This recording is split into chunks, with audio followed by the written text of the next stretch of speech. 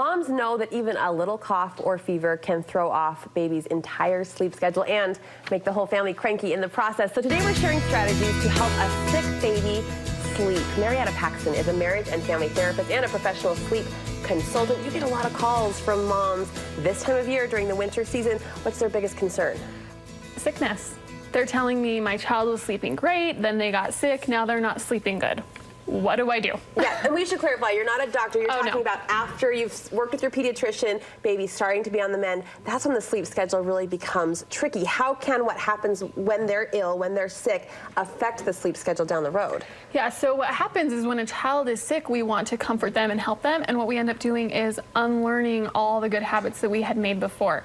And so what I offer is just a few tricks to do while they're sick or quickly thereafter when they're feeling better, so that sleep can stay intact.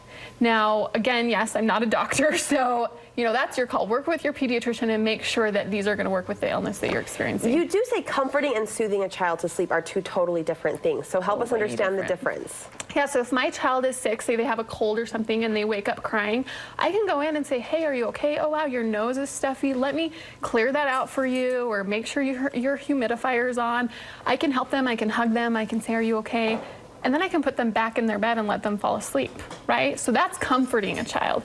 Soothing a child is when I do all those things and then I am too anxious to let them sleep on their own that I end up rocking them to sleep, which again is not a big deal one time, but when you do that every single sleep cycle for a week, it can become a new habit that we don't want. As far as the sleep schedule goes, in your opinion, how much fussing is okay? So if they're sick, 15 minutes is perfectly okay to see if they can soothe themselves to sleep, right? Sometimes I'll wait 15 minutes when they wake up at night to go in, because sometimes they're just uncomfortable. They're crying out. Might be 2 minutes and they're back to sleep, right? That can happen more frequently. But sometimes I'll wait a full 15 minutes and then I'll go get them, comfort them, lay them back down to sleep, give them 15 more minutes, and sometimes I do it and I'm rocking them if it's not working. Sure, sure. For parents who buy into the sleep training method and might find themselves in the middle of sleep training when a cold hits or a flu bug happens, what do you recommend in that case? So just because our child is sick doesn't mean we can't continue sleep training. Really? Yeah. Isn't that crazy? I know. Now, depends on the sickness, right? If you get the flu, probably not going to recommend it. But if you have a minor cold, you can still continue doing it. But we just want to be more flexible, maybe loosen our schedule a little bit, offer extra sleep.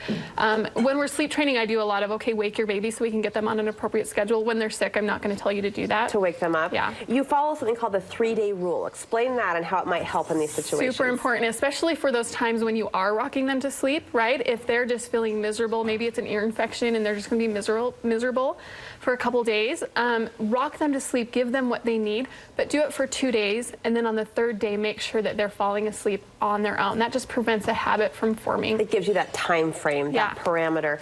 What if your baby resists getting back on the schedule, Marietta, once they're well and better? And they very well might, because think about it, like if mom's rocking me to sleep, that was a lot more fun than me just laying in bed and having to fall asleep. So expect some resistance and know that that's going to happen, and also know that that's okay. It's okay for them to not be happy about it returning back to normal, right? That's their want. They don't want it to return back to normal. And we're addressing the need of it's important for you to sleep well. And in order to help you sleep well, you do need to fall asleep on your own and be able to do that on your own. I know a bottom line to all of your advice, and I really respect this, is just encouraging moms to follow their gut. Oh, absolutely. So important. You're the mom, you know best, right?